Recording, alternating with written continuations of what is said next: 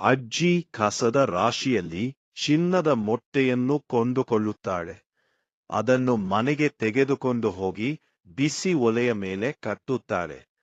ನಂತರ ಅವಳು ನಿದ್ರಿಸುತ್ತಾಳೆ. ಆ ಬಿಸಿಲಿಗೆ ಮೊಟ್ಟೆ ಒಡೆದು ಅದು ಒಡೆಯುತ್ತದೆ. ನಿನ್ನ ಯಾವುದೇ ಆಸೆಯನ್ನು ನಾನು ಪೂರೈಸಬಲ್ಲೆ, ಆದರೆ ಒಂದು ಷರತ್ತಿನ ಮೇಲೆ.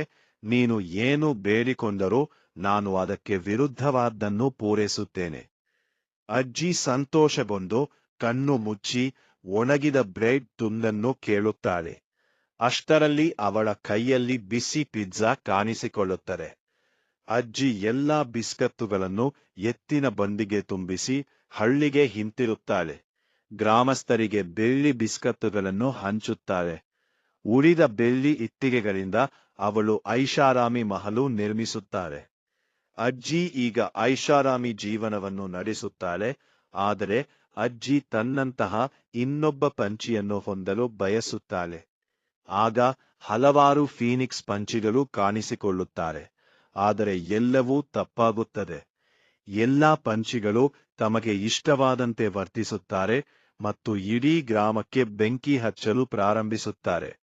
ಸ್ವಲ್ಪ ಸಮಯದ ನಂತರ ಇಡೀ ಗ್ರಾಮವು ಅವಳ ಪ್ರಾರ್ಥನೆಯಿಂದ ಪ್ರಭಾವಿತವಾಗುತ್ತದೆ ಮತ್ತು ವಿಷ್ಣು ಅಜ್ಜಿಯ ಮುಂದೆ ಕಾಣಿಸಿಕೊಳ್ಳುತ್ತಾನೆ.